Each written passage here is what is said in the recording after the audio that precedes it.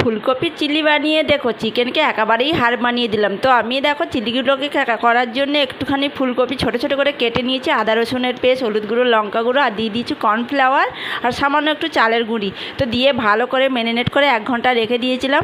তারপরে এখানে আমি তেল দিয়ে দেখো তেলটা গরম হয়ে যেতেই ফুলকপিগুলো কিন্তু ভালো করে মচমচে করে ভেজে নিতে হবে, যেন একটু নরম না থাকে। আমি কিন্তু ফুলকপিটা সেদ্ধ করিনি, যেহেতু ফুলকপিটা ছোটো ছোটো করে কেটেছি, তো ওই জন্য এমনি ভাজার সময়ই সেদ্ধ হয়ে গেছে। তারপরে দেখো কাঁচা লঙ্কা কুচি ওই তেলেতেই দিয়ে দিলাম, পেঁয়াজ কুচি, শিমলা মির্চি আর একটা গোটা টমেটো।